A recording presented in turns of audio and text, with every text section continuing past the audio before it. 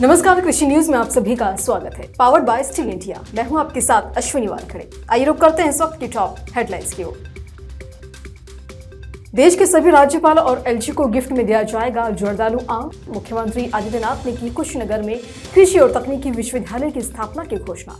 किसानों को बड़ी राहत, सरकार ने मुआवजे का किया ऐलान, खाते में पहुंचेंगे 92 करोड़। मल्टीनेशनल कंपनी में नौकरी छोड़ बन गया किसान, अब गुलाब उगाकर कर रहा लाखों की कमाई। फल उत्पादकों की मुश्किलें होंगी आसान, नया सेंसर बताएगा कितने पके हैं फल।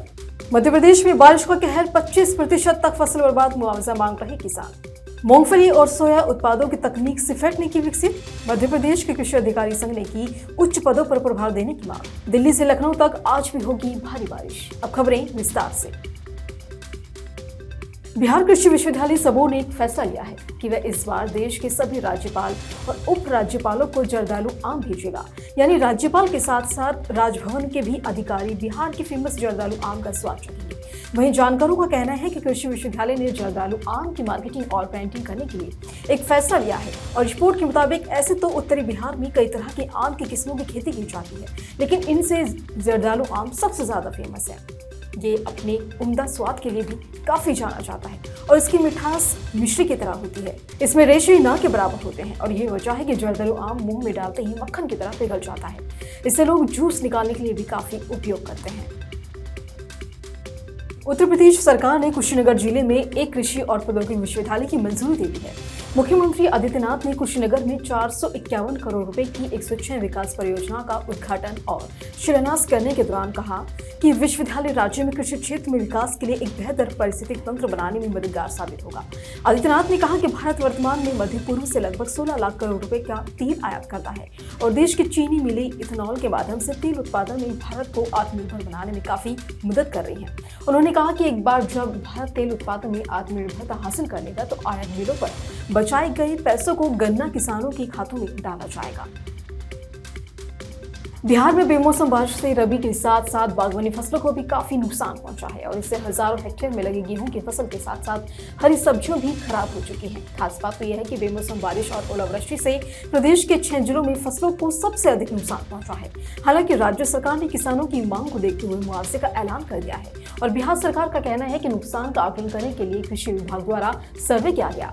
सर्वे रिपोर्ट के आने के बाद पीड़ित किसानों के खाते में मुआवजा राशि ट्रांसफर करने का ऐलान हुआ। खास बात तो यह है कि फसलों के सबसे ज्यादा नुकसान मुजफ्फरपुर, शिवहर, सीतामढ़ी, गया, रोहतास और पूर्वी चंपारण जिले में हुआ है।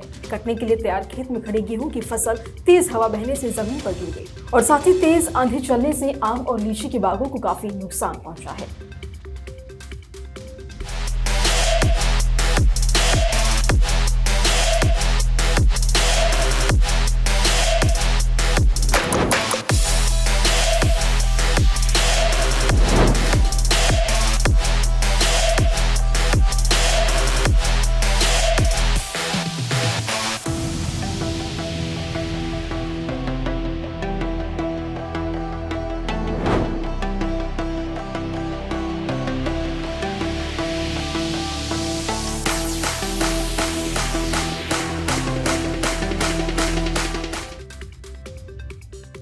साल 2006 में पुणे से एमबी करने के बाद कपिल को कैंपस इंटरव्यू में एशियन पेंट्स कंपनी में मार्केटिंग मैनेजर की नौकरी मिली और उनका 17 लाख रुपए का सालाना पैकेज था। कपिल की शादी भी साल 2012 में हो गई और वे परिवार के साथ मुंबई में ही रह रहे थे। जब कपिल की पत्नी की नौकरी कोटा के ग्रामीण बैंक में लगी तो 2018 में कपिल मुंबई की नौकरी छोड़ कोटा आ गए और फिर खेती करने का प्लान बनाया। इनके पिता की गाँव में 40 बीघा जमीन थी और कपिल ने बताया कि उनका गाँव बनियानी कोटा से महज 35 किलोमीटर दूर था और वह रोजाना अपने खेत में जाकर कुछ नया करने की सोचते थे। फिर उसके बाद इनके एक रिश्तेदार जो कि रिटायर्ड सीनियर साइंटिस्ट थे, उन्होंने कपिल को मार्गदर्शन दिया।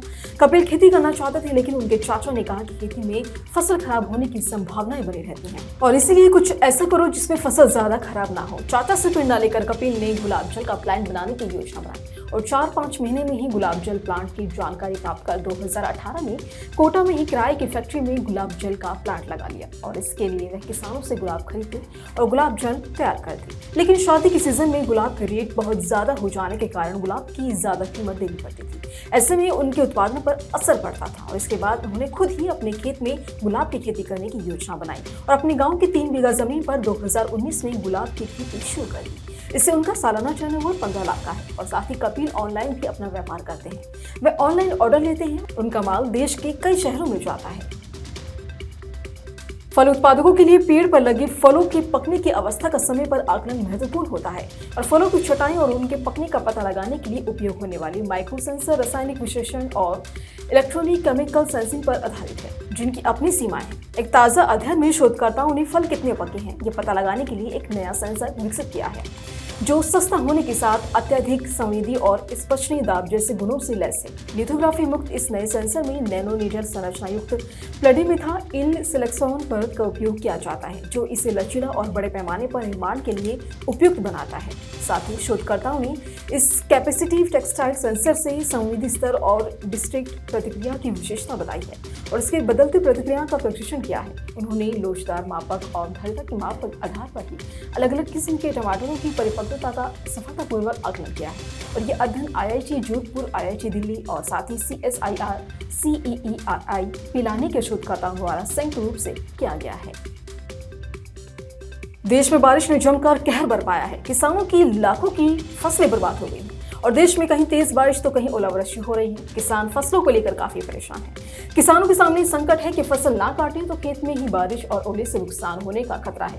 यदि फसल काट लिए जाए तो उसे कहां रखा जाए। ऐसे में मध्य प्रदेश से बेहद खराब तस्वीर सामने आई है। दरअसल यहाँ किसानों की बड़ी मात्रा में फसलों को काफी नुकसान पहुंचा है। मध्य प्रदेश के रायसेन जिले में बेमौसम बारिश से गेहूं की फसल बहुत ज्यादा प्रभावित हुई है। रिपोर्ट के अनुसार जिले में बोई गई गेहूं की फसल तेज हवा और तेज बारिश के कारण बर्बाद हो चुकी है। राज्य सरकार के आदेश के बाद अब जिले में सर्वे का काम तेज कर दिया गया है। बताया गया है कि पूरे प्रदेश में करीब 25% फसलों को नुकसान हुआ है। प्रशासन और कृषि विभाग के अधिकारियों का कहना है कि मुख्यमंत्री शिवराज सिंह चौहान के आदेश पर सर्वे शुरू कर दिया गया है। जितनी फसल का नुकसान हुआ है उतना मुआवजा हर हाल में दिया जाएगा। साथ ही मध्य प्रदेश के मुख्यमंत्री शिवराज सिंह चौहान पहले ही ऐलान कर चुके थे कि जिन किसानों की फसलों को बेमौसम बारिश से नुकसान हुआ है उन्हें हर हाल में मुआवजा दिया जाएगा। तो वहीं 50% से अधिक नुकसान होने पर किसानों को प्रति हेक्टेयर 32,000 रुपए दिए जाएंगे और साथ ही मुख्यमंत्री ने फसल बीमा की राशि अलग से देने की भी बात की है।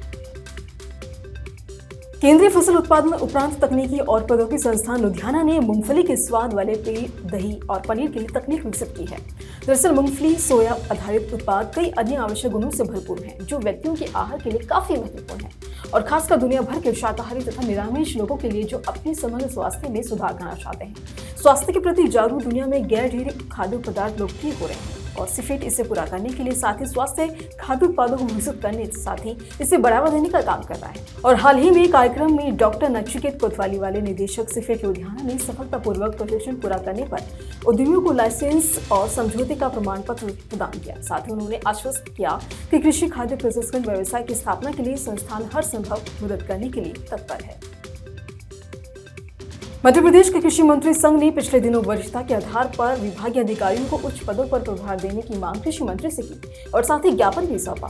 संघ के अध्यक्ष डॉक्टर अजय कौशल ने बताया कि पिछले 15 से 20 सालों से कृषि विभाग में सेवाएं दे रहे अधिकारियों को पदोन्नति के संबंध में कोई निर्णय नहीं लिया जा रहा है, जिससे कि कई अधिकारी एक ही पद पर कार्य कर रहे हैं। सेवानिवृत्त हो रहे साथ ही अधिकारियों की कमी के कारण शेष बचे अधिकारियों पर कार्य का बोझ बढ़ता जा रहा है। उन्होंने बताया कि स्कूल शिक्षा, राजस्व, पुलिस और स्वास्थ्य विभागों में वरिष्ठता के आधार पर पदोन्नति कर पदनाम सहित आदेश जारी किए गए हैं, लेकिन कृषि जैसे बड़े विभाग में कोई कार्यवाही नहीं हो रही है। इससे अधिकारियों में असंतोष व्याप्त है। डॉक्टर कौशल ने बताया कि कृषि मंत्री कमल पटेल को ज्ञापन सौंपकर संघ ने वरिष्ठता के आधार पर उच्च पदों पर प्रभार देने, डीपीसी की जल्द बैठक कराने, सहायक संचालक, उप संचालक, संयुक्त संचालक से उपर संचालक पद पर प्रभार आदेश जल्द जारी करने की मांग की है। देश की राजधानी दिल्ली और आसपास के इलाकों में पिछले कुछ दिनों से मौसम का मिजाज लगातार बदल रहा है। मौसम विभाग की माने तो आज यानी कि 1 अप्रैल से उत्तर पश्चिम भारत और पूर्वी भारत के राज्यों में बारिश की गतिविधियों में कमी आएगी। मौसम विभाग की माने तो 2 अप्रैल की रात से उत्तर पश्चिम भारत के राज्यों में एक ताजा पश्चिमी विक्षोभ का असर नजर आएगा, जिसके असर से फिर गरज के साथ बारिश और ओलावृष्टि की गतिविधियां देखने को मिलेंगी। तो वहीं आज नई दिल्ली में न्यूनतम तापमान 15 डिग्री और अधिकतम तापमान 29 डिग्री तक दर्ज किया जा सकता है। वहीं आज नई दिल्ली में हल्की बारिश या फिर बूंदाबांदी देखने को मिल सकती है। आपको बता दें कि 2 अप्रैल को दिल्ली में आंशिक तौर पर बादल छाए रहेंगे, लेकिन बारिश की गतिविधियां नजर नहीं आएंगी। हालांकि इसके बाद 3 अप्रैल को फिर से बारिश होने की संभावनाएं जताई जा रही हैं। इसी तरह की खबरों के लिए जुड़े रहिए कृषि जागरण के साथ। धन्यवाद।